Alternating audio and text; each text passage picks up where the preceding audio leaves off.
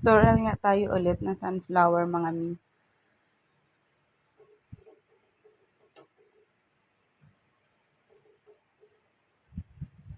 Una kumuha lang ako dito ng isang passive wire mga mi. Tapos pinutol ko lang siya dito sa pinakagitna. Sunod nga nito, pinaganito ko siya. Tapos binend ko. Tapos twist ko siya ng 2 beses mga mi para higpitan. Ganyan. Madami nga ang ginawa ko nito. Bali yung first layer mga mi, 7 pieces ang ginawa ko.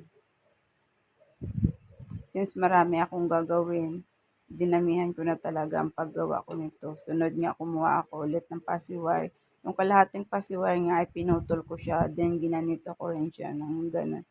Kung ano yung ginawa ko kanina sa unang beses, ganun din yun sa pangalawa. Kaso maliliit lang siya mga mi. Ayan. Sunod nga nito, kumuha ako ng green na pasiwire. Gagawin naman natin siyang sipal. Ganito lang gagawin natin. Bali, 5 paganito ang gagawin natin mga mi. I-twist lang natin yung 2 beses para higpitan siya. Ito yung pinakasipal ng ating bulaklak na sunflower. Madami nga akong ginawa nitong sunflower mga mi kasi nga marami talaga akong order na bouquet. Kaya dinamihan ko na talaga. Ganyan na yung itsura ng ating sipal mga mi. Ilagay natin yan siya mamaya sa pinakailalim ng ating sunflower. Sunod nga nito, kumuha ako ng pasiwire na color brown. Tapos inikot-ikot ko lang siya mga mi. Ganyan.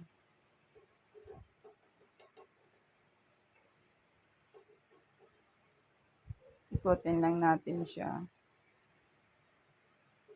Ang dami ko na ngang nagawang sunflower.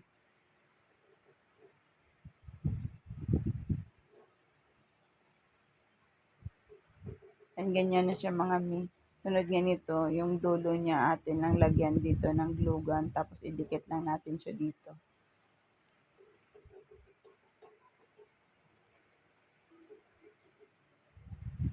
Ganyan na yung itsura niya pag natapos na.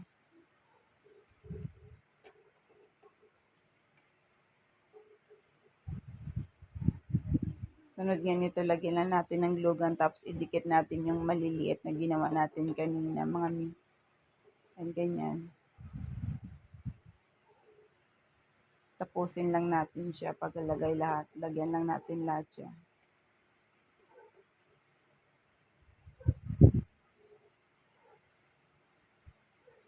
Ganyan na nga yung pinaka-itsura niya. Yan, ganyan siya. Sunod nga, nilagyan ko ulit siya ng glue gun dito sa likod. Tapos ilalagay natin yung second layer ng ating sunflower.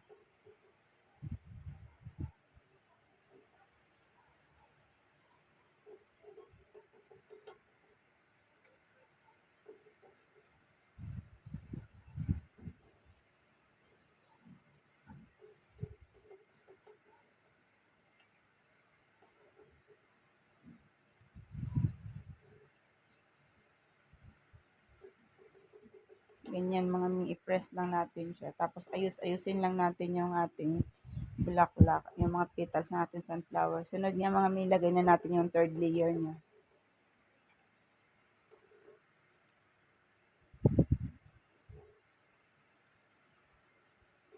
Bali, 8 piraso nga ang nilagay ko dyan sa third layer mga mi. Yung second layer, 7 pieces. Yung third layer naman is 8 pieces. Ganon din yung sa first layer natin, 8 pieces na siya na maliliit na petals mga mi. Ganyan na yung itsura niya mga mi. Sunod nga nito mga mi, ilagay na natin yung ating sepal dito. Ayusin muna natin siya.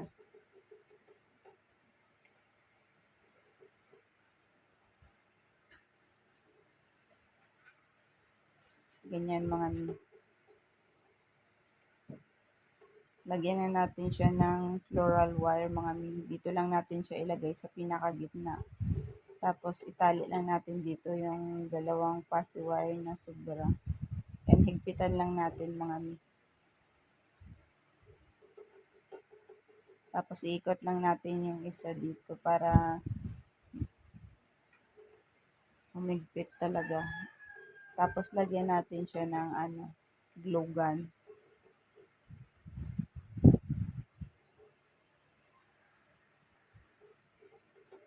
Ganyan lang kadali mga mi gumawa ng ating sunflower.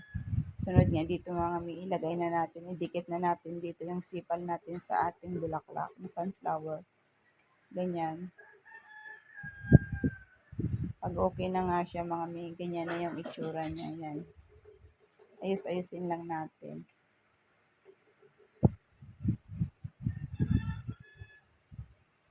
Diba, napaka-cute niya mga mi at napakaganda talaga. Sunod nga nitong mga mi, binalutan ko na siya ng ating floral tape.